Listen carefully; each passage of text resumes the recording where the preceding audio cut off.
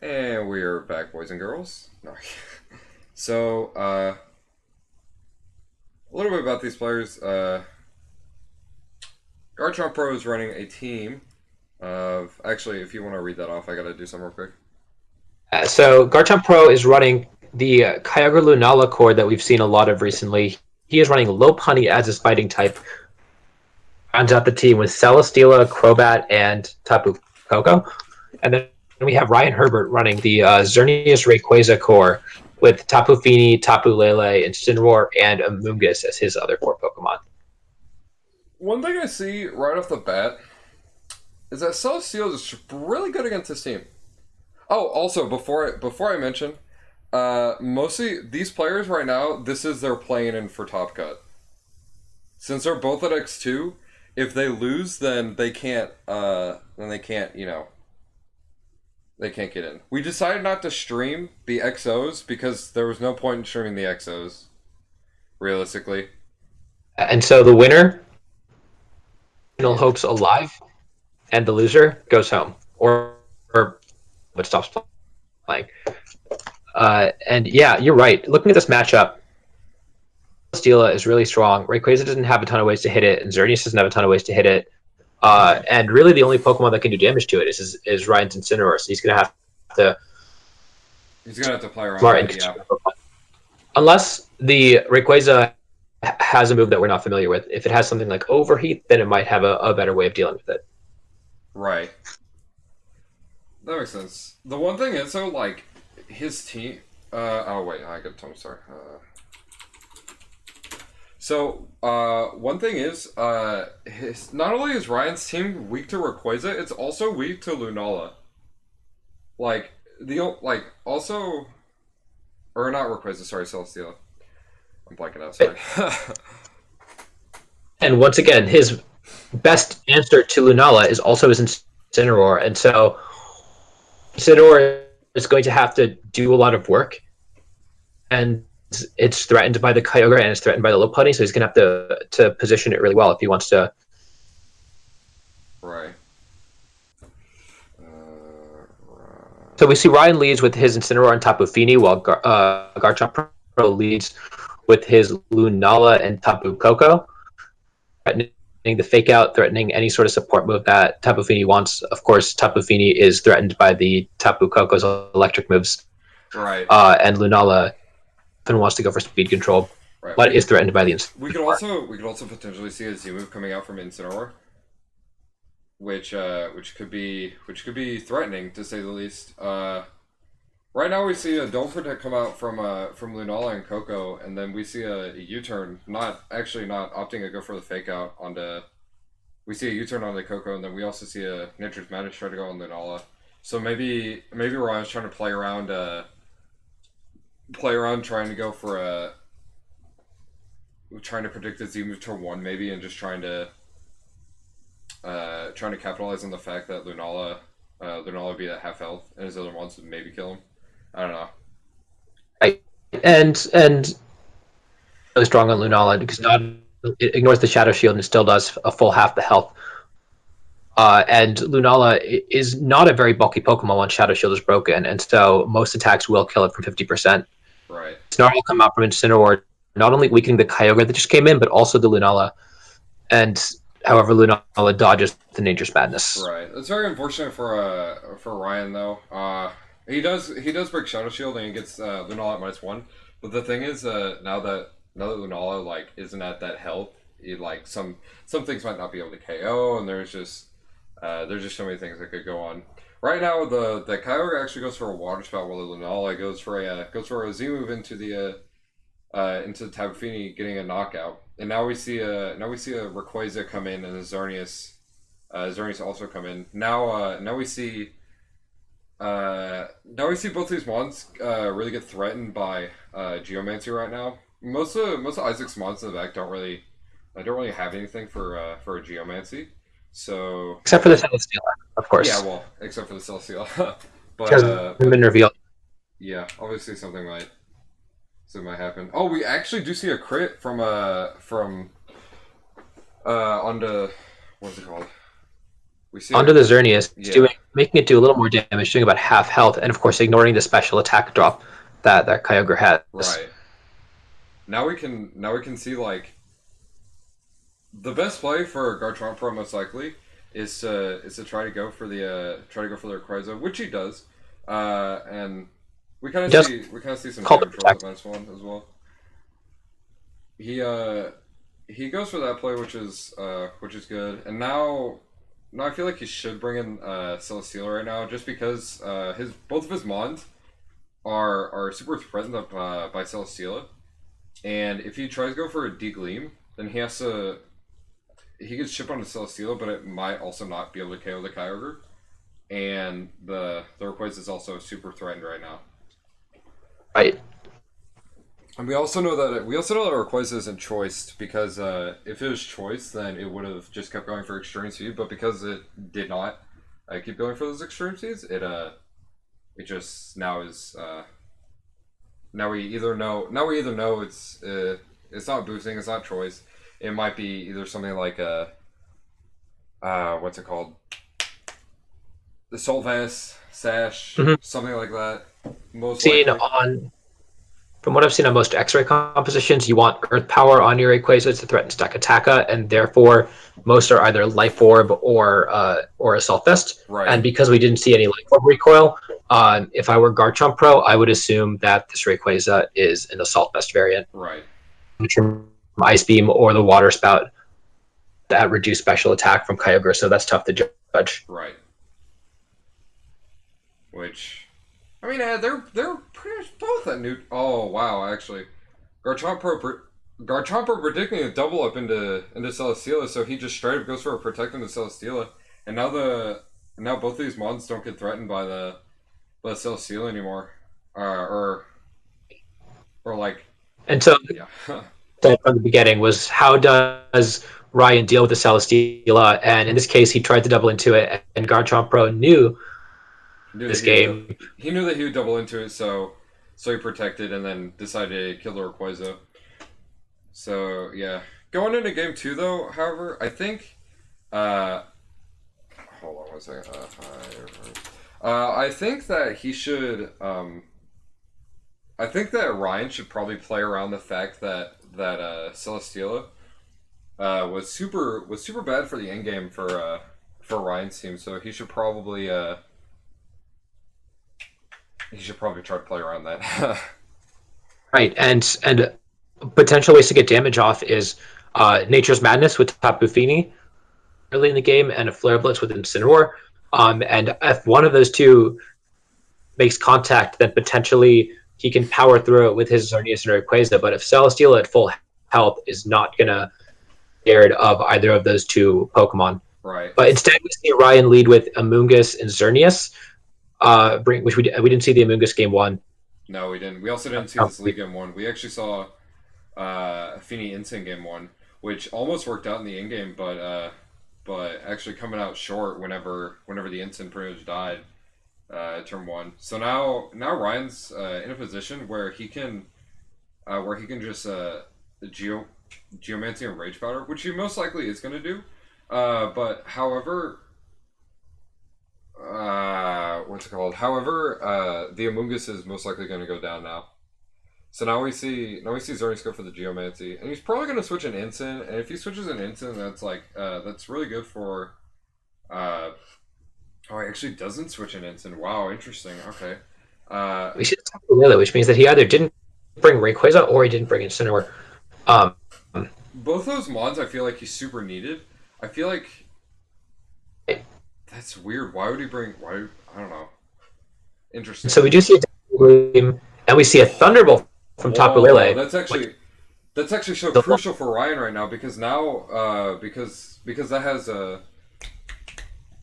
because it has Thunderbolt, the Celesteela is probably at low health because now a Dragon Ascent can potentially Oko the Celesteela and D-Gleam or even Moonblast could Oko the Celesteela right now. So this is Isaac's actually in a super bad spot because of that. And so we saw that Dazzling Gleam did around 25%. So Celesteela might limit Dazzling Gleam will definitely not live a Moonblast if Ryan chooses to do that. Play outspeeds the Lunala as well. So Ryan's exerting a lot of offensive pressure here thanks to that surprise Thunderbolt. That, like we said, the goal deal it into range where he could power through with his restricted, and he should have done just that and put himself in a really strong position. Right. Okay, so let's see. I feel like the game's. I want to say I think it's over, but at the same time, or I guess it's over for Garchompro, because there isn't really any answers for both these Mons out on the field. And yeah, we do see Rayquaza actually Oko the Celestial right there. So now we just see these two come to the back, and then yeah, it's pretty much over from here, because now the Rayquaza can just go for a Moonblast, Degleam, or he can go for Moonblast or Degleam, and then he could also go for a Dragon Send onto either the Kyogre or try to Earth Power. Right, and we did see that the Tapu Koko was the Life Port variant, so it most likely does not have the bulk to live an attack from the Xerneas or the Rayquaza. And of course, Kyogre is relatively bulky. However, if both Pokemon attack it, I'm not sure. Right. We just see it protect. Yeah. It's pretty much over for the get. Not from the get-go, but like whenever he revealed Thunderbolt Tapu Lele, and I feel like it was pretty much over. But Isaac can also adjust to, or not Isaac, sorry. Garchompro could also adjust to this, because if Ryan decides to lead the same thing again, he can lead Lopunny, which most Lopunny run Encore, and they also run Protect, or not Protect. They run Encore and Fake Out. So maybe that could be a situation where you try to lead that game one, and or not game one, but like you try to lead it and then see if it works versus Zernamungus. So yeah. And the other threatening lead for that is Crobat, because you have the pressure to taunt and you potentially have Haze on it. Or you can set up Tailwind. Your Crobat and your other Pokemon potentially could outspeed their Xerneas despite the Geomancy. Exactly. Interesting. Yeah. It's going to be a tough game 3, though. Especially from game 1. We knew that Instant was the only answer, but then game 2 we saw that Tapu Lele had Thunderbolt. So depending on what the Tapu Lele tries this game, it could be over. Which like I said, he does lead the Lopunny, which is actually super good for Isaac, because he can go for a Fake Out play. He can go for a Z move onto the Amoonguss. He can like do so many different things right now. So. Right. And we still haven't seen the Lunala's last move. We don't know if it has Psyshock, or if it has Trick Room, or if it has some other coverage move. Right. Lunala, obviously such a versatile Pokemon, and has a lot of different options right now. Right. And of course, Lopunny, like you said, has Encore and Fake Out, and so many different ways to potentially scare both the Amoonguss and the Xerneas and disrupt, like we want to do. Right.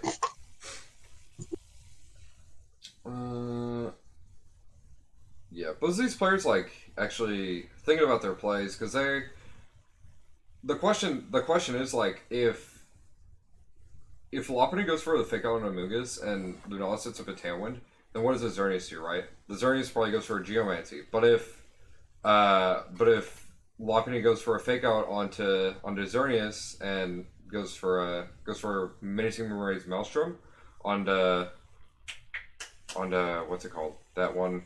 Onto Amoonguss, sorry.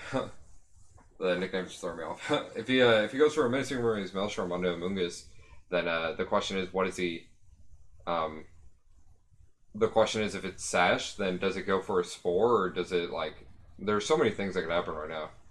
It's just... And if Garchompro doesn't get rid of the Amoonguss this turn, Amoonguss has the potential to click Rage Powder next turn as well. Mm-hmm.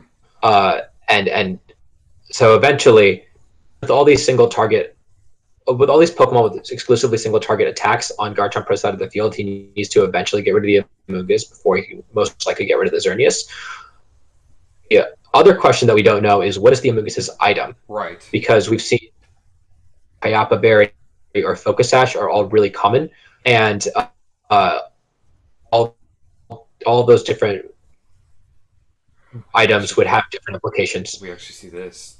Okay, so he goes for a fake out and he goes for a tailwind. Does he go for the Geomancy? Awesome. So he goes for the Geomancy. So now, now the Lunala in a really good position right now because it threatens a menacing Rory's Maelstrom onto the Tapu Lele, which could also switch into a Mungus, and the Lopunny could obviously go for a encore play. However, Lopunny obviously knows that or I guess Ryan probably knows that Lopunny has Encore. So the question is, does he try to protect does he try to protect on it?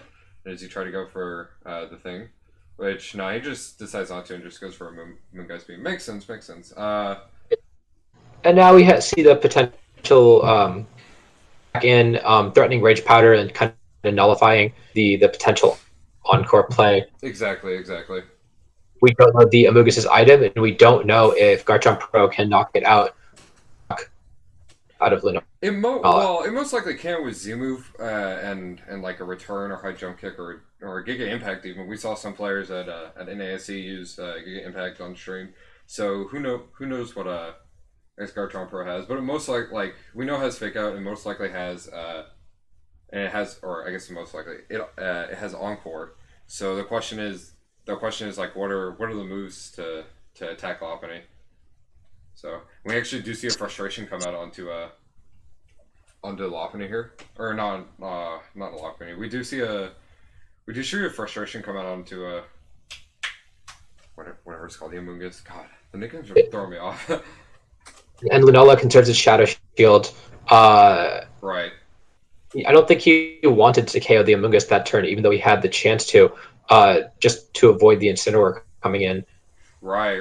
That'll You have to choose between letting Amoonguss go down, threatening the Xerneas, or letting or keeping the Xerneas safe, but then to redirect attacks.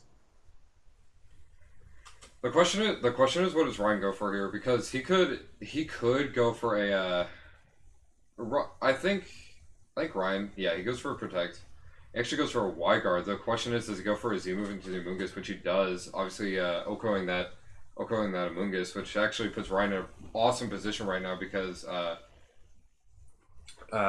he brings in Ray, right? But the Xerneas has to knock out Shadow Shield while also having to deal with the Cell Seal in the game, in the end game, and the question is like, what does Ryan try to go for, or I guess what does Garchompro try to go for in the end game, try to position himself? And how does Ryan put enough damage on Celesteela? Right, exactly. Well, game 1 we saw Moonblast did like.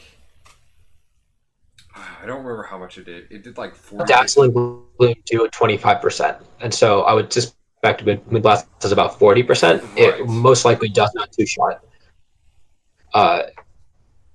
Celesteela are EV'd to live 2 Moonblasts from Xerneas, and I don't know about all Celesteela, but I believe that Wolf Celesteela from Nationals was EV'd to 2 KO most Xerneas with Heavy Slam. Right. Well, I would suspect that in terrain, Heavy Slam and Psyshock would kill Xerneas, but we also Shock come out of Lunala and the fact that he used Menacing Rouge Maelstrom. Right. We also haven't seen many movesets against these monsters right and now. We will not see what the Lunala's last move is because Ryan chooses to double into the Lunala. Right. Now Isaac, or I keep saying Isaac, I'm sorry. His name is Garchompro. Now Garchompro threatens this Rayquaza just because he threatens a Rayquaza because he has Ice Beam, but he also threatens a Xerneas because of Heavy Slam.